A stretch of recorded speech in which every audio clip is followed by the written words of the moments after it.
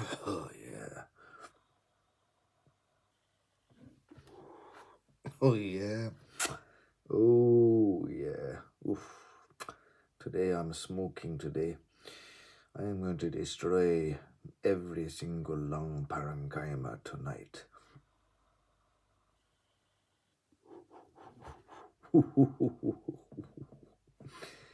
Boy, we are third and we are killing it this season. We are smoking. Yeah. Let me take another swig. Let me take another swig. Wallahi, I need another swig.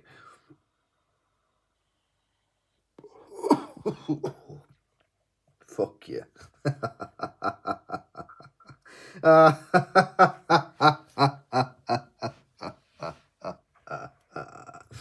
My name is Minze, and this is a Tory tie. For we are Chelsea, and we are sitting third in the Premier League table on goal difference, just ahead of Arsenal. But hey, oh yeah, I'm definitely feeling very, very, very, very, very good. And it's been good these days as a Chelsea fan. Sorry for the very, very, very late upload. You'll have to forgive me, you'll have to excuse me, but I had 4 night shifts in a row. This was my last one. On Thingamabob on Monday. Then Tuesday, I was just absolutely knocked the fuck out. And now here I am making a video on Wednesday night in the very early hours of Wednesday night. It's the very early hours of Wednesday morning, should I say. Just because my body clock is not really adjusted yet. I've got a day shift. Well, I haven't really got a day shift coming up. I've got half a day off, so hopefully today I should be reorientating my body clock. But enough of my bodily dysfunctional sleep organization. And this international break, it felt very long. I'd come back from holiday. I've been on holiday 3 times this year. I've been to Dubai twice and Tenerife. For fuck's sake. Bloody hell, I have actually been on holiday a lot. It makes a change from my frequent trips to Bulgaria. That's completely halast and gone out the window. I'm no longer coming back there again. Sorry to all my Bulgarian friends, but you served me well. I've got no more reasons to come back to glorious Bulgaria ever again. But anyway, I'm drifting off point. No, that international week was long, fam. It was long. And a lot happened. England got promoted. Hooray! San Marino got promoted. The worst football country according to FIFA, and they've got fucking promoted. The new donkeys are Liechtenstein, so I guess you take the wooden spoon. But it does mean if England somehow fuck up the World Cup qualifiers, I think they have another chance through the playoffs because they got promoted. So, yes, the English side of me really enjoying life as a national football team, getting promoted in the National League. And then we had the whole saga with David Coote, who was smoking another kind of variety of illegal narcotics and wild revelations to his friend, who has exposed him quite considerably. I say smoking, he was snorting. You see, you should have done this, mate. David, you should have done some of this. You wouldn't have got called up and embroiled in controversy if you're doing some of this electronic nicotine. But instead, you decided to, God, fuck knows what you were snorting. I suppose we can all assume we know what you were smoking, but only you can tell us what you were snorting. But it's not about that you got done for. It's about the whole fiasco of what you called Jurgen Klopp that I will not repeat, and I don't know why you said that about yeah, I know managers in general kind of do give referees a hard time. Being a referee in any sort of league is tough. It's not an easy fucking job. No way is it an easy fucking job, and it's profession. You know, you're going to get blasted by fucking players from both sides, and you're going to get harpooned by the managers, either one of them. You're not going to have a perfect game, unfortunately. It never does. But you can't say that about Jurgen Klopp, lad.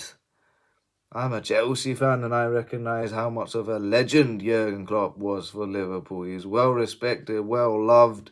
He got them the first title in over 20 years. You know what I'm saying? You don't cuss a man like Jurgen Klopp, man. Jurgen Klopp even has my respect. Like I said, I'm a Chelsea fan and I love him. You know what I mean? Can't say that. And then he topped it off for cussing the people of Liverpool, where I'm fucking residing. You can't do this. You can't do that. You know what's strange? You know what's so strange about this David Coote situation? I'm so glad he said it against the people of Liverpool and the club of Liverpool and the manager and caliber of Jurgen Klopp. Not in a sadistic way.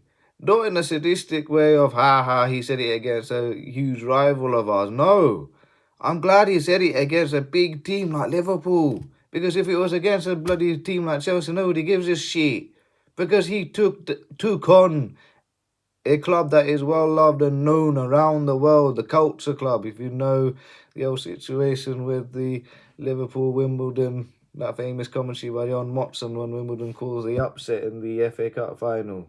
He scored against the culture club. They're beating against the culture club. That's what you've taken on, one of the biggest clubs in England and around the world, and said that about them. Now all sorts of conspiracies are filing around, because by the time you were exposed to the incident you were talking about between Burnley and Liverpool, now there's all sorts of wild theories coming about, you know, like such as, oh, were you influencing decisions against Liverpool and against other clubs because somebody exposed this video to you, saying they'll put it out there if you don't favour my team. You know, a lot of Chelsea fans are wondering if Anthony Taylor has got a video out there. I know you have an agenda against Chelsea. I better actually redact that statement. I've got no proof, so I can't actually say that statement at all. But a lot of Chelsea fans are wondering if Anthony Taylor does have something, a hidden agenda against Chelsea. But, you know, that's I'm kind of glad it did happen against Liverpool, that David Coote got found out about. Now a thorough investigation is going to be done underway, and hopefully relevant action will be taken.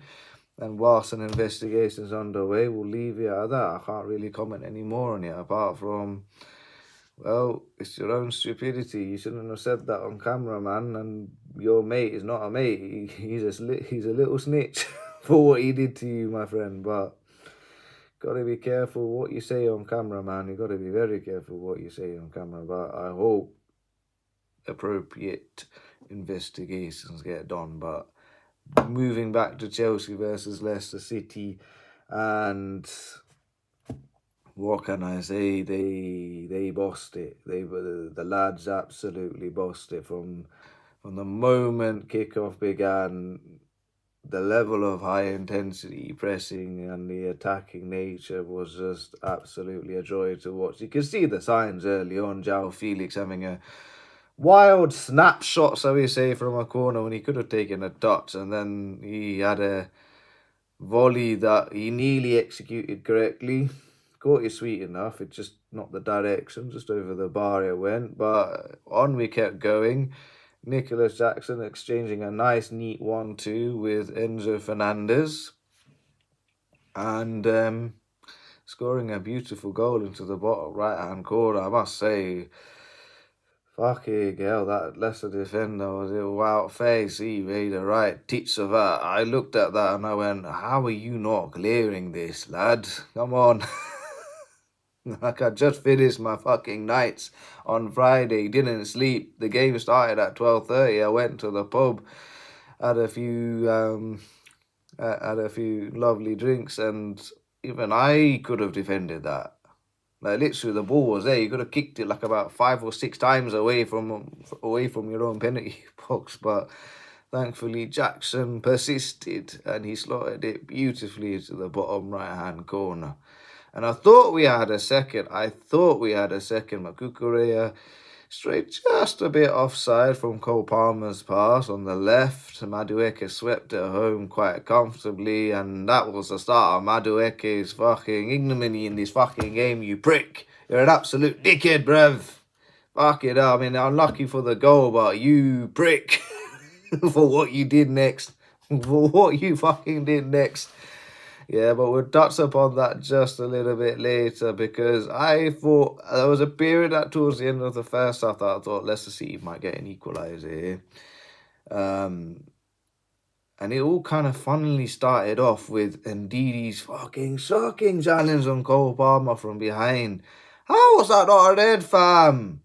How was that not a red? You literally sided him from behind. That was fucking GBH, cuz, and you got a yellow. And VAR cleared it as a yellow, you fucking donkeys at Stockley Park. That was a red fucking card. A fucking drunk Minas knew that was a fucking red card. How did you not call it? And that wasn't the only shocking VAR call. Yeah, that wasn't the only shocking VAR call. But as soon as that challenge was made, it seemed like Leicester City were on it. Because Ndidi, who didn't get sent off, should have scored the equaliser. And I don't know who the other fellow was, but it was his birthday. He nearly bent a shot into the bottom left-hand corner. He probably should have scored. But, you know, luckily the direction was just a little bit off.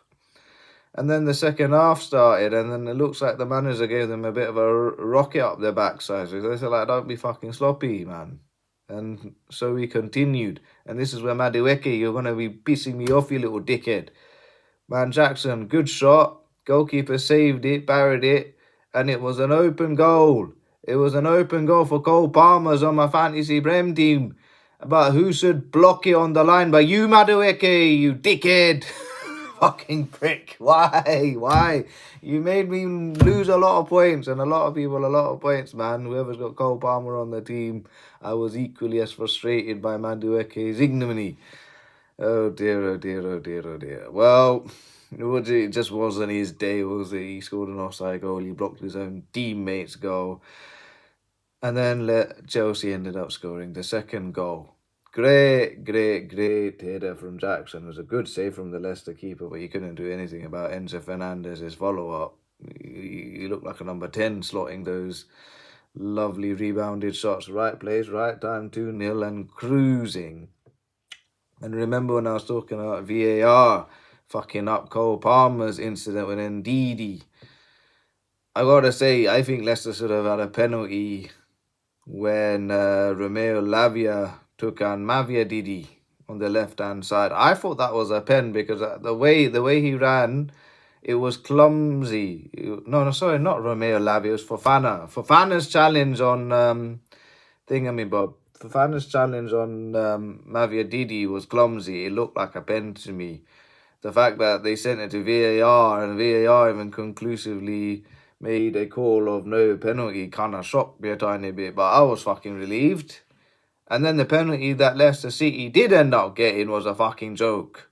Romeo Lavia's challenge came after the fact that Bobby Diacovereid, how was he still playing, fam? I thought he fucking retired, but Bobby Diacovereid, he hit his own fucking leg.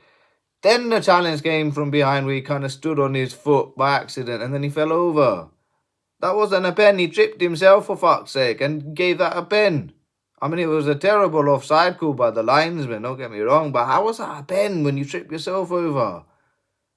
Alright, fair enough. If he stamped on him first from behind and then he tripped himself over, then it's a different question. It is a pen, but it was the other way around. Are you getting that? This isn't wrong, you dickhead.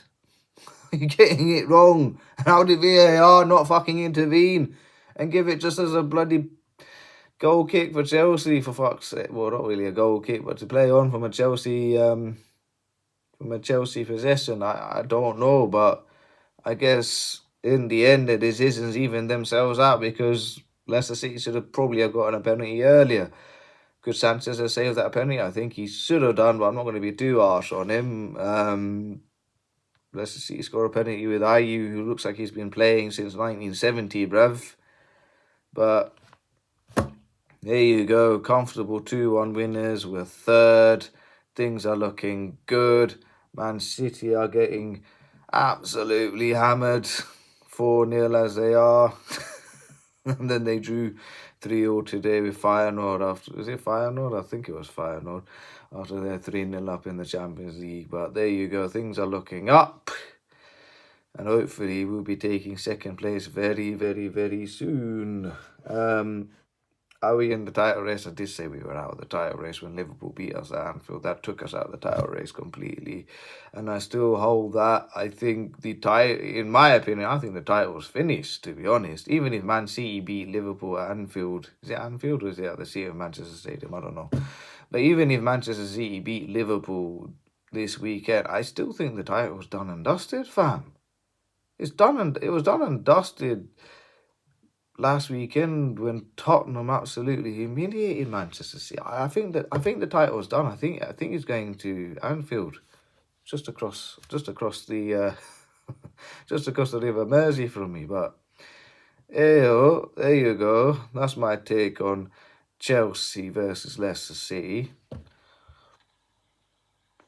I'm sorry, I need to have another smoke. Oof, I'm fucking enjoying life these days.